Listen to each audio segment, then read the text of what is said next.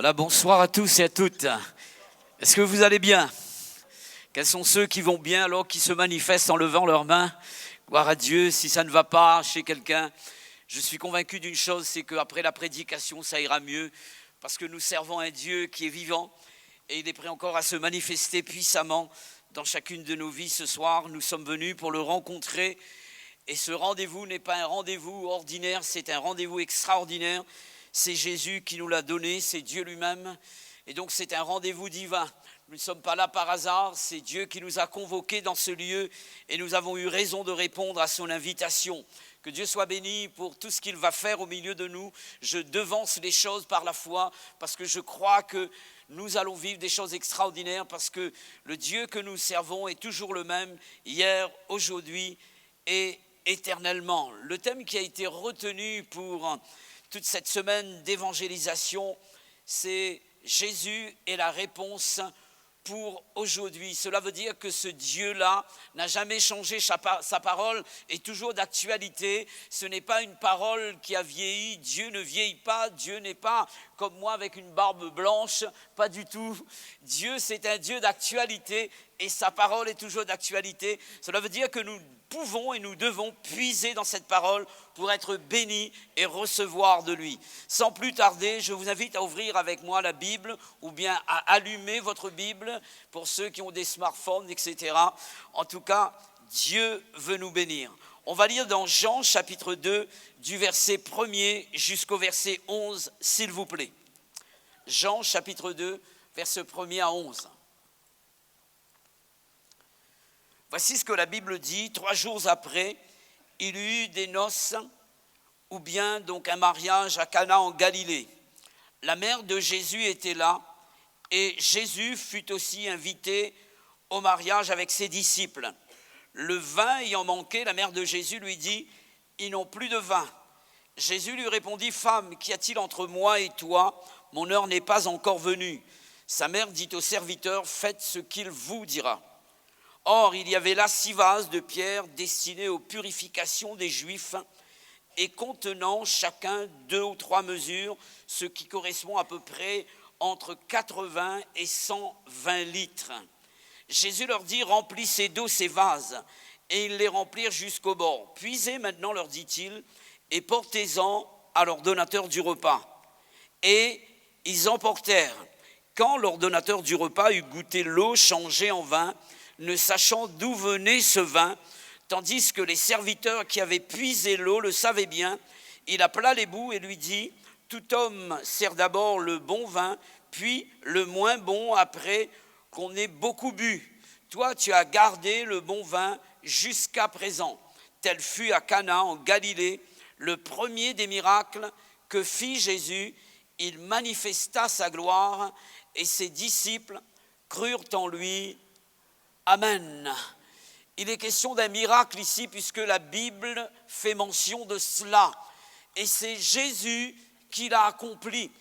Et pour rappeler une chose, c'est que nous sommes encore dans le temps des miracles. Parce que ce Jésus qui nous est présenté et qui a accompli ce miracle ici, il est au milieu de nous. Alléluia.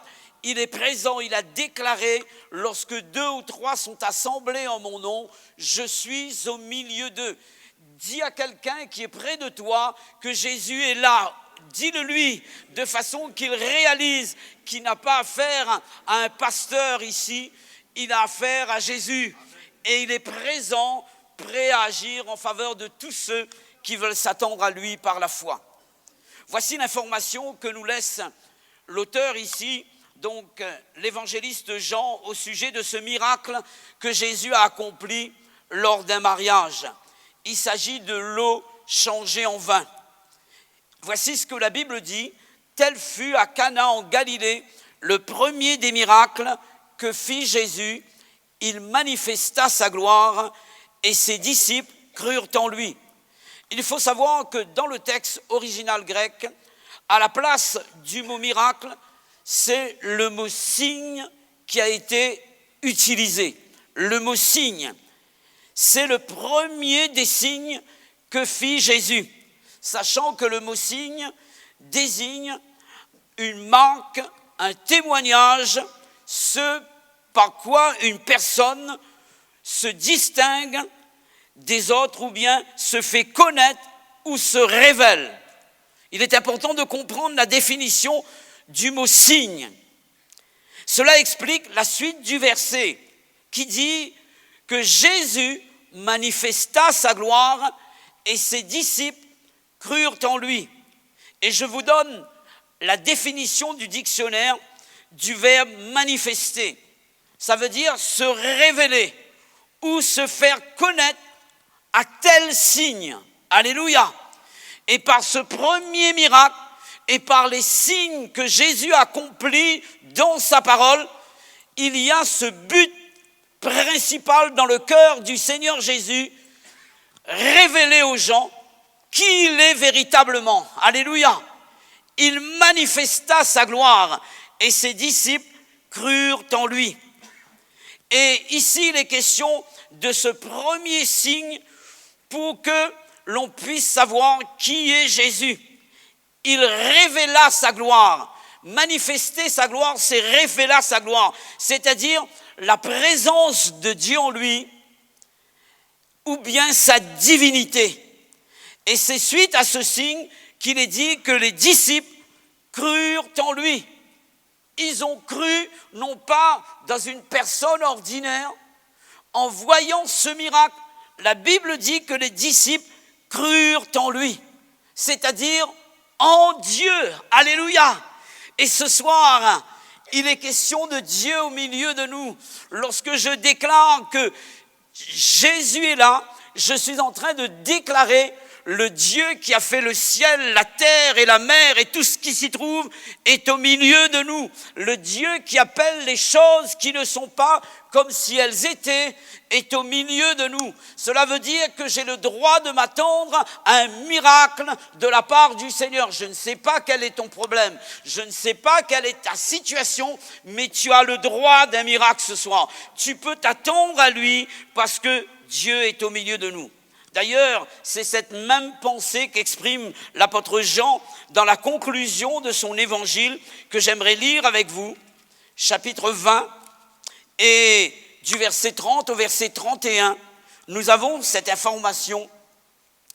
Il est dit, Jésus a fait encore en présence de ses disciples beaucoup d'autres miracles ou bien beaucoup d'autres signes qui ne sont pas écrits dans ce livre. Mais ces choses, c'est-à-dire ces signes, ont été écrits afin que vous croyiez que Jésus est le Christ, le Fils de Dieu, et qu'en croyant, vous ayez la vie en son nom. Il n'est pas question de la vie naturelle, mais d'une vie supérieure en quantité et en qualité de cette vie que nous possédons. Il s'agit de la vie éternelle. Je m'adresse à quelqu'un ce soir. Est-ce que tu connais ce dont je parle, ce que la Bible est en train de mentionner ici? Est-ce que tu as déjà bénéficié de cette vie que propose le Christ, la vie de Dieu qui te permet de vivre une vie au-delà du cimetière, au-delà de la tombe, au-delà de la terre? Et Dieu nous a donné rendez-vous, non pas au cimetière, mais au ciel. Jésus dira qu'il y a plusieurs demeures dans la maison de mon Père. Si cela n'était pas, je vous l'aurais dit. Et il dira, je m'en vais vous préparer une place. Et lorsque je m'en serai allé, je reviendrai et je vous prendrai avec moi, afin que là où je suis, vous y soyez aussi. Alléluia. Où se trouve Jésus? Jésus est au ciel. Et je sais une chose, c'est que s'il faut quitter cette terre ce soir, je sais quelle est ma destinée, quelle est mon éternité. Je serai avec Dieu parce que j'ai reçu le genre de vie que Dieu communique par la personne de Jésus lorsque la foi est manifestée, parce que Jésus est Dieu. Et d'ailleurs, tous les miracles dans la Bible que Jésus a accomplis sont là pour authentifier sa parole, qui il est. Il est Dieu. Alléluia. Il a dit, allez par tout le monde et prêchez la bonne nouvelle à toute la création. Et voici les miracles qui accompagneront ceux qui auront cru. J'aime bien ce verbe, le verbe accompagner. Quels sont ceux qui croient au milieu de nous ce soir, qui sont déjà au Seigneur? Alléluia. Dis à ton voisin que logiquement, le miracle doit t'accompagner. Cela veut dire que tu es venu dans cette salle accompagné de miracles. Moi, je suis venu accompagné de miracles parce que la Bible me le dit et je le crois. Voici les miracles qui accompagneront ceux qui auront cru. Cela veut dire que nous allons vivre du surnaturel divin au milieu de nous ce soir à cause de la présence du Seigneur Jésus. Alléluia. Et ce soir encore, j'aimerais m'attendre à lui par la foi. Heureusement que ce couple a invité Jésus. Heureusement. Et j'aime bien ce petit mot. Et certainement, lorsqu'on invite quelqu'un à son mariage, cela veut dire que c'est une personne qu'on estime, une personne qui nous est chère. On n'invite pas, on ne va pas se dire « je vais inviter mon ennemi préféré à mon mariage ». Pas du tout. C'est un ami, c'est quelqu'un qu'on estime, quelqu'un qui est un membre de la famille.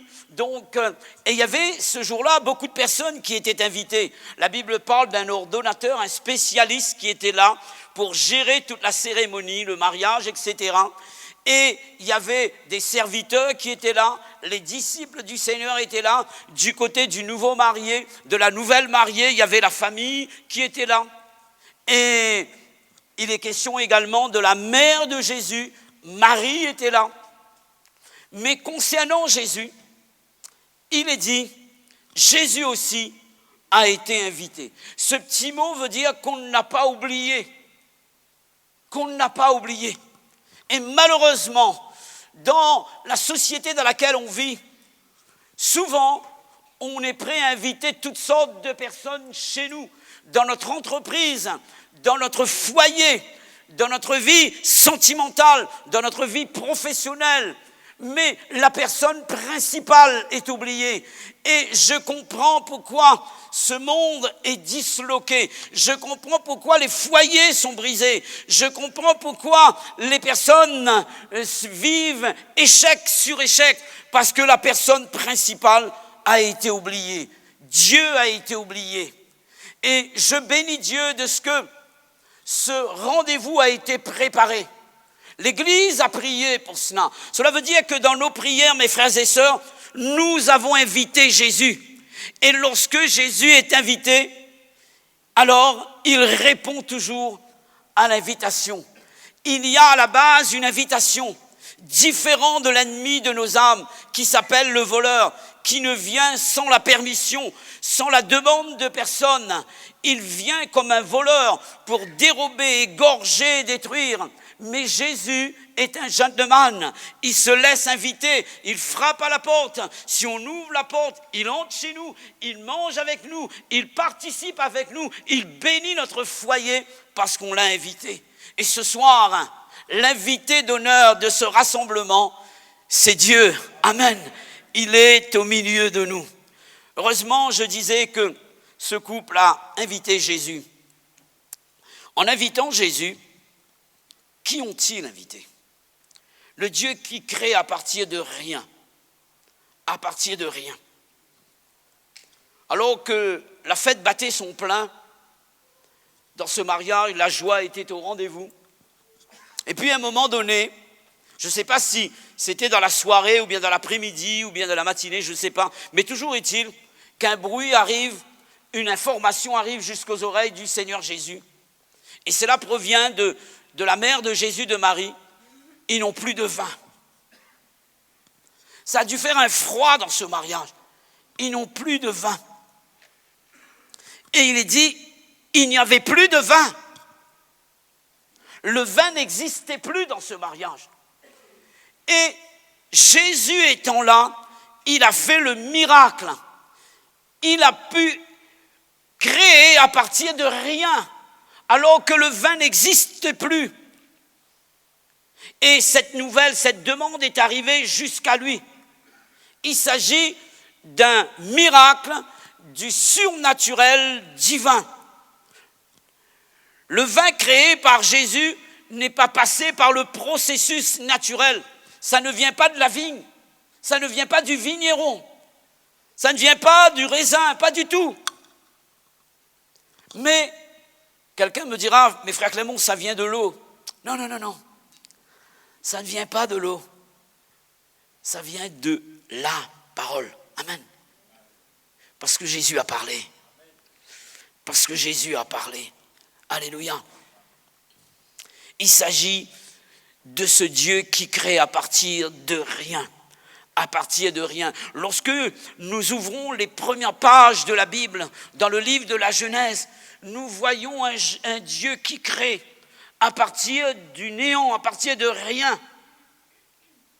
Dieu dit que la lumière soit et la lumière fut. Alléluia. Et à chaque fois que nous lisons la création dans le livre de la Genèse, à la base, il y a cette expression « Dieu l'Éternel dit ». Amen. C'est à partir de cela que les choses ont été créées. Et ce soir, nous veillons, dans toutes nos réunions, c'est comme cela, à ce que la parole soit annoncée. Parce que nous croyons que tout est créé à partir de la parole, et parce que l'Esprit est au milieu de nous également, et nous croyons que des choses vont être créées.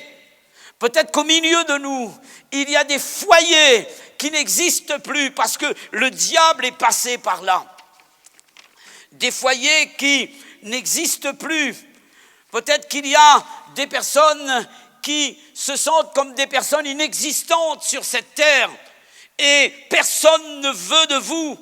Et vous êtes là comme une personne qui n'existe plus. Peut-être que la pensée de suicide est dans votre cœur. J'aimerais vous dire une chose, c'est que le Dieu qui crée à partir de l'inexistant est au milieu de nous. Alléluia. Et ce soir, il est capable de créer là où la mort a frappé.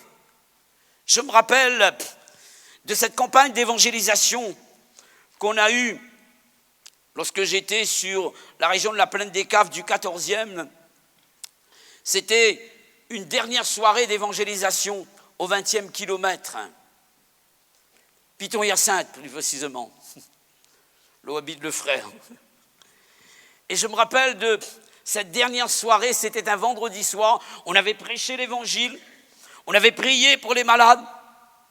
Et puis, après la prière, une dame est venue vers moi enceinte et elle m'a dit, pasteur, c'est que je suis enceinte d'un bébé et le diagnostic des médecins est tombé et j'ai eu l'échographie, le dossier est là et le cœur de l'enfant ne bat plus dans mon sein. Et je lui ai demandé de refaire un examen, une échographie. Elle est revenue avec un dossier disant que celui qui crée à partir de rien s'est manifesté. Le cœur de l'enfant a repris vie. Nous servons un Dieu qui est tout-puissant au-dessus de toute chose et le Dieu qui crée à partir de rien.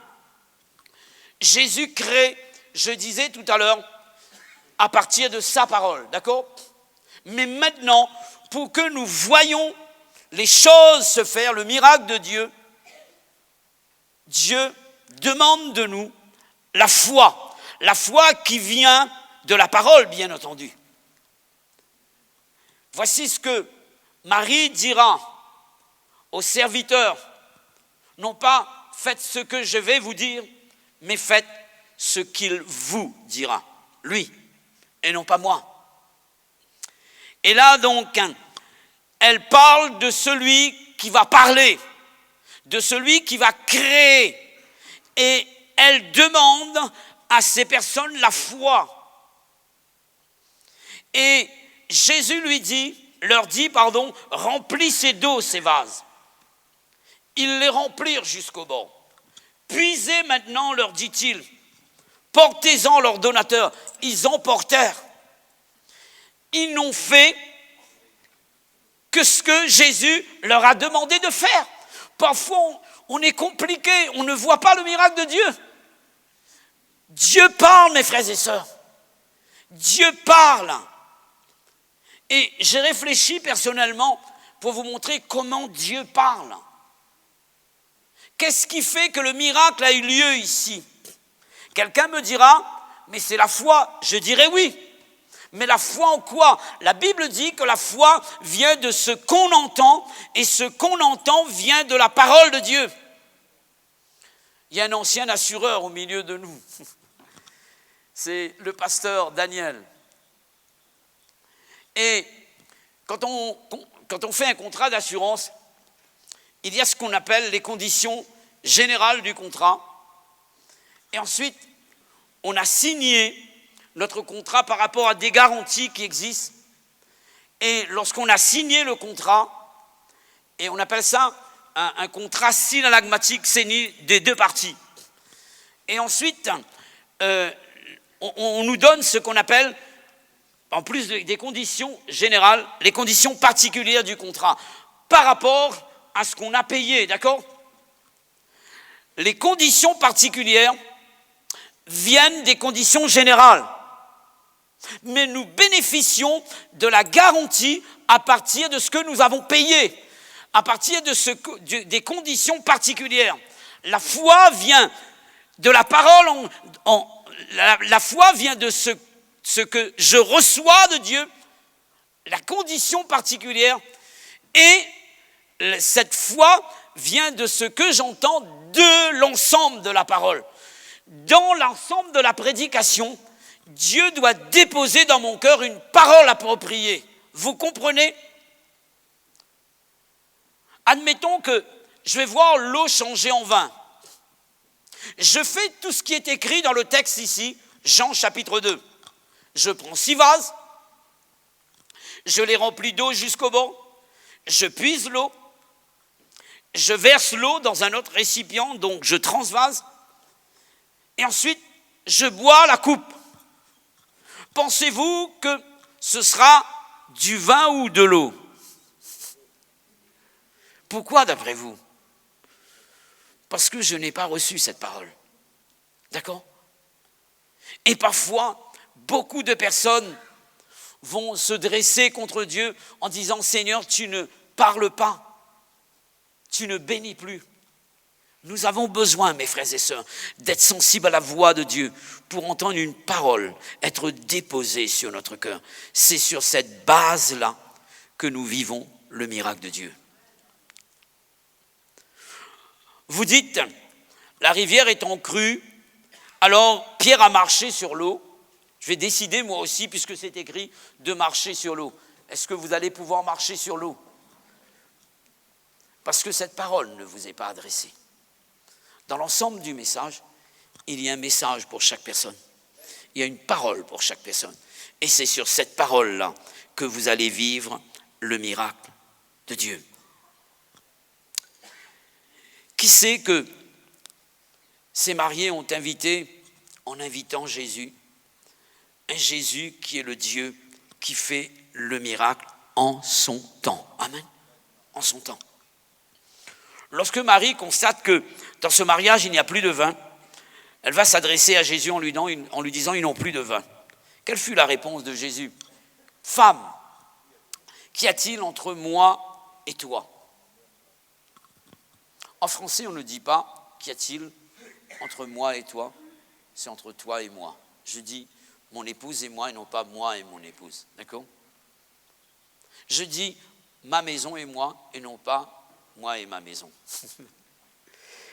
Et là, Jésus se met en premier, comme Josué également s'est mis en premier. Alléluia. Qu'y a-t-il entre moi et toi? Lorsque Josué dit moi et ma maison, il est là en tant qu'exemple. Et là, Jésus dit, femme, qu'y a-t-il entre moi et toi? Il se place avant cette femme qui est soi-disant sa mère. Et il dira, mon heure n'est pas encore venue. Logiquement, il aurait dû dire, qu'y a-t-il entre toi et moi? Et là, il se met avant cette personne pour dire, en fait, tu as affaire à Dieu, là, à quelqu'un qui ne dépend plus de toi, mais du Père. Alléluia. Et une autre traduction donne ceci, est-ce toi ou moi que cette affaire concerne? Ici, il n'a pas parlé en tant que fils de Marie, mais en tant que fils de Dieu. Amen. Et Jésus ne faisait rien sans l'ordre de son Père, sans la volonté de son Père. Et tout ce que Jésus a fait, c'est parce que le Père lui a demandé de faire. Alléluia. Et il disait, mon Père et moi, nous sommes un. Et à chaque fois qu'il a agi, ça a été selon l'heure du Père, selon l'ordre du Père. Et puis à un moment donné, il va dire, c'est écrit dans la Bible, puisez maintenant. Cela veut dire que c'est l'heure de Dieu. Amen. Dieu fait de grandes choses. Et la Bible dit que Dieu fait toutes choses. Mais cette précision est ajoutée. Toutes choses belles, mais en son temps. Amen. Nous avons besoin de régler notre montre sur la montre de Dieu.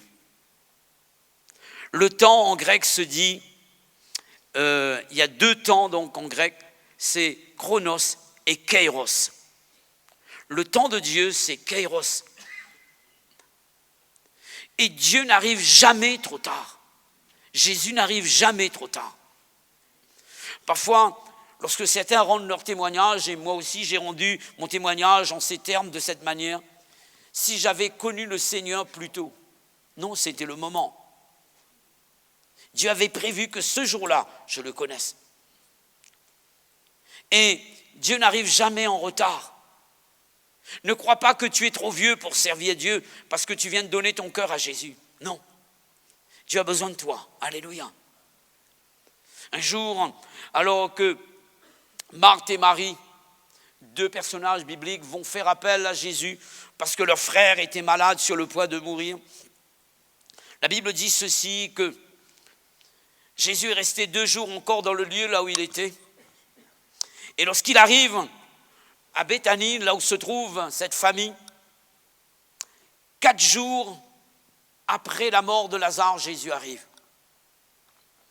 Et quand il arrive, la première personne qui va s'adresser à Jésus, c'est Marthe. Et voici quelles seront ses paroles. Si tu avais été ici, mon frère ne serait pas mort. Elle est en train de dire, tu arrives en retard. C'est trop tard. Et ensuite, elle va s'adresser à Marie pour dire, le maître est ici, il te demande. Jésus s'attendait à recevoir une autre version de la part de Marie, cette femme qui était assise à ses pieds et buvant cette parole lorsqu'il a été invité. Et là, ce sont les mêmes paroles qui sortent du cœur de Marie. Si tu avais été ici, mon frère ne serait pas mort. En fait, tu arrives trop tard. Et si j'utilise les mêmes termes que ces personnes, je dirais ceci. C'est vrai effectivement que Jésus est arrivé trop tard pour la guérison. Mais non pas trop tard pour la résurrection. Amen. Et ce soir, nous avons un Dieu qui est capable de faire pour nous infiniment au-delà de ce que nous pensons et demandons. À lui soit la gloire. Alléluia. Lorsque je suis venu au Seigneur, mes frères et sœurs et chers amis, j'étais possédé de mauvais esprits. Moi, je ne croyais pas en Dieu, je ne croyais pas en diable, je ne croyais en rien du tout. Je croyais en moi. Et là, j'étais obligé de me rendre à l'évidence et de réaliser que le diable existait, parce qu'il était en train de détruire ma vie. Une présence se manifestait dans la maison et je sentais une main qui venait m'atteindre au niveau de ma gorge comme ça, et des choses que je ne souhaite à personne. Je ne souhaite pas l'enfer à qui que ce soit. Je souhaite le ciel à des personnes. Si seulement le diable peut faire ces choses ici-bas, et qu'en sera-t-il pour ceux qui iront en enfer? C'est pourquoi ce soir, il est important que tu puisses recevoir Jésus. Et je prie pour cela. Des pensées suicidaires étaient constamment présentes dans mon cœur. Et un beau jour, je n'en pouvais plus. Je dis à mon père, appelle ton pasteur. Et il vient, il prie pour moi, délivré de possession démoniaque. Les esprits m'ont quitté. Et moi je dis, c'est extraordinaire. Je viens faire plaisir à Dieu. Je viens pour remercier le Seigneur à une des réunions en semaine. Et puis je continue mon petit bonhomme de chemin, toujours dans les soirées mondaines, avec l'alcool, avec la cigarette, une vie de péché. Je continue cette vie-là. Mais Dieu avait prévu autre chose pour moi. Dieu avait prévu autre chose pour moi. Un jour, alors que j'avais été en boîte la nuit, un samedi soir, c'était le lendemain que Dieu devait frapper à la porte de mon cœur. Un voisin qui est devenu mon beau-père, il m'avait demandé si c'était possible à moi, avec ma voiture, de l'amener pour une journée de porte ouverte à Takamaka à l'époque, pour voir ses enfants qui étaient en colonie, des enfants qui devaient avoir 7 ans, 8 ans à peu près. Et moi, j'avais 24 ans à cette époque. Et là, j'étais encore sous l'effet de l'alcool, la cigarette, il vient me dénicher sur mon lit. Je venais d'arriver et je lui ai donné parole, je lui ai dit « Ok, je viens ». J'avais l'intention de rester dans ma voiture et de récupérer mon sommeil. Et ce jour-là, je n'avais pas sommeil. Je vois un prédicateur, je regarde ce jeune prédicateur, je dis « Mais on dirait que je le connais. On a été au lycée ensemble à un moment donné. » Et je dis « Mais qu'est-ce qu'il est capable de dire ?» Je n'avais pas sommeil, je suis resté au fond, écoutant ce prédicateur. Ça faisait des années qu'on ne s'était pas vu après le lycée. On ne s'est plus rencontrés du tout.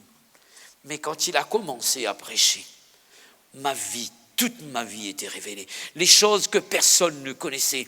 On dirait qu'il me montrait du doigt comme ça. Et je cachais derrière les enfants, je me cachais pour ne pas voir son doigt se tourner vers moi. Et c'était moi qu'il visait. Et Dieu était en train de parler à mon cœur. J'avais hâte de pleurer. Je me suis senti sale. J'ai demandé à Dieu pardon. J'avais 2 paquets de cigarettes dans la poche. J'ai dit, Seigneur, tu existes, tu me connais parfaitement. J'ai vu ta main à l'œuvre, tu m'as guéri. Mais je sais maintenant que tu connais ce qui se passe dans mon cœur. Alors je ne peux plus vivre avec une telle vie. J'aimerais changer de vie. Et Dieu a changé ma vie radicalement. Il m'a délivré de l'alcool, il m'a délivré de la cigarette. J'ai balancé mes 2 paquets de cigarettes instantanément. Je descends chez moi, ma mère me dit, tu as rencontré Jésus. Le lendemain, je suis en train d'évangéliser le bureau là où je suis parce que Dieu m'avait touché. Alléluia. Pour vous dire que moi, je pensais venir pour être guéri, mais Dieu avait un autre plan pour moi. Alléluia. Je ne sais pas pourquoi tu es venu ce soir, mais Dieu veut te sauver. Dieu veut aller plus loin avec toi. Dieu veut te choisir ce soir pour être son disciple, pour être son serviteur et sa servante. Je termine. Jésus a été invité et on a vu un Jésus ici qui n'agit pas selon la logique ou bien selon nos habitudes, nos coutumes. Il y a 2 choses qui sont mentionnées et qui ont retenu mon attention ici. La Bible dit qu'il y avait là 6 vases destinés aux purifications des Juifs. Cela veut dire qu'habituellement, on se servait de ces 6 vases pour les ablutions. Et là, Jésus va passer outre les habitudes. Il va renverser les habitudes. Il va renverser la routine. Il va renverser la religion. Il va renverser la tradition. Et souvent, nous sommes liés par nos habitudes, par notre coutume, par notre routine. Et ça empêche Dieu d'agir. Dieu, il est au ciel, il fait comme il veut. Amen. Comme il veut. Heureusement que Jésus a utilisé ces vases. Et ce soir, tu dois mettre de côté tes habitudes. Dieu n'est pas un Dieu stéréotypé. Parfois, on veut que Dieu agisse de telle ou telle manière. Je me rappelle d'un dimanche à Saint-Pierre, on était en train c'était un temps de prière et de louange, pardon. Et tout d'un coup, je viens voir le frère Pelletier, Bruno, c'est lui qui prêchait. Je lui ai dit, je sens le besoin de faire l'onction d'huile ce matin. Et Dieu me disait, tu dois faire l'onction d'huile. Et il me dit, juste après, ça c'est que je ressentais l'onction d'huile. Et moi, j'avais dit, je vais faire l'onction d'huile après la prédication. Et à un moment donné, alors qu'on est en plein louange, et on est en train de chanter, l'Esprit descend sur l'église. Alléluia. Il y a une onction qui est palpable, une présence de Dieu qui envahit les cœurs. Et je dis aux frères, on va faire l'onction d'huile maintenant. Alléluia. Et j'ai changé ma pensée, mon esprit cartésien est transformé. Et parfois on est lié par nos habitudes et on sait à l'avance comment va se dérouler une réunion. Personne ne sait comment va se terminer cette réunion et comment va se dérouler une réunion. Parfois, on a incubé Dieu dans notre manière de voir les choses. Dieu est capable de renverser nos habitudes, nos traditions, nos coutumes. Et ce soir, il est important que nous soyons sensibles à son esprit. Laissez Dieu agir comme il le désire. Et vous savez ce qui s'est passé au moment où on a fait l'onction d'huile, il y a eu des guérisons instantanées. Le jour même, une jeune fille devait faire une opération aux ovaires et Dieu s'est manifesté. Elle a refait un examen et Dieu avait agi. Une personne qui avait des difficultés au niveau de son odorat, une petite fille, elle a été délivrée ce jour-là à l'onction d'huile. Non pas que l'huile guérit, mais Dieu guérit lorsqu'on se soumet à sa volonté. Alléluia. La Bible parle également d'une autre situation ici. Et je termine pour dire que Dieu veut renverser notre logique, notre esprit cartésien, rationnel. Et voici ce que va dire l'ordonnateur du repas lorsqu'il a goûté l'eau changée en vin. Il va dire aux mariés, mais comment ça se fait que vous avez gardé le meilleur vin pour la fin? Habituellement, logiquement, on ne fait pas comme ça. C'est le bon vin au départ. D'accord? Et comment ça se fait que tu n'as pas suivi la logique? Ce soir, nous voulons nous laisser être soumis à l'Esprit de Dieu. Je ne sais pas ce que Dieu peut faire. Je laisse une citation d'un auteur qui dit ceci. Vous l'avez sans doute lu quelque part également, parlant de l'aventure. Et moi, j'aimerais parler de la foi. Si vous pensez que l'aventure par la foi est dangereuse, essayez la routine, c'est mortel. Alors je préfère me jeter dans les bras de Dieu, même si je n'ai pas en main les tenants et les aboutissants. Parfois, Dieu ne nous donne pas toutes les informations. Un jour, il dit, cacherai-je à Abraham ce que je vais faire? Il révèle à Abraham son plan. Et là, en ce qui concerne Canaan, Abraham est parti sans savoir où il allait. Il ne reçoit pas le plan de Dieu. Il se soumet à la volonté de Dieu. Seigneur, nous voulons soumettre notre volonté à ta volonté. Voulons-nous avoir un temps de recueillement, s'il vous plaît?